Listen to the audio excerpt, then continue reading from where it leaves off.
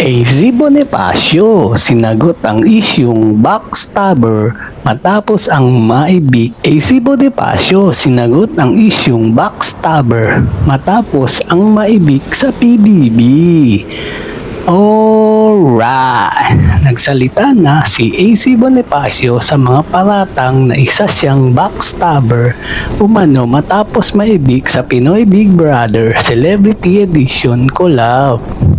Sa panayam ng TV Patrol noong Huwebes, Abril 3, aminado ang actress dancer na aware siya sa mga negative comments na natanggap niya habang nasa loob ng PBB house. Nilinaw rin niyang wala siyang bad blood sa kahit sinong housemate bago siya lumabas.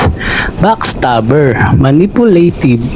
They would talk about my closeness with Michael Sager and inamin ko po yung relation namin ni Harvey Bautista, say niya.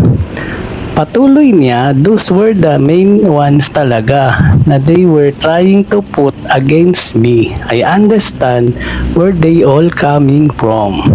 Habang nasa loob ng bahay ni Kuya, umani ng matinding batikos si AZ mula sa social media dahil umano sa pambabatikos niya sa isang artista na sinabing show off kasama si Michael Sager. Hinala ng netizen ang pinatanamaan nila ay ang actress vlogger na si Krisa Taa. Tila nagkaroon din ng tensyon sa pagitan nila ng housemate na si Bianca De Vera dahil siya ang ex-jowa ng current boyfriend ni AZ na si Harvey Bautista. Bukod diyan, marami rin ang nagsabing siniraan umano ni AZ si Ashley Ortega sa ibang housemates. Pero giit ni AZ, maayos na silang lahat bago pa man siya lumabas sa bahay ni Kuya. But you know what? At the end of the day, na-resolve ko ang mga issues ko sa loob ng settled everything before I left. I have no bad blood with anyone in the house. Pahayag niya. Ayon pa sa kanya, marami siyang natutunan sa pagiging housemates, lalo na ang kahalagahan ng pakikinig sa ibang tao. I'm kinda still processing right now at the moment, but it's been good. I had a good journey. I had good experience. PBB really humbled me. It taught me to just sit and listen, sambit niya. Sa hiwalay na panayam ng 24 oras, sinabi ng dancer na may ilang eksena na hindi na ipakita sa publiko kaya't maaaring may mga hindi naunawaan ng mga manonood. Our friendship, family po talaga was genuine and true.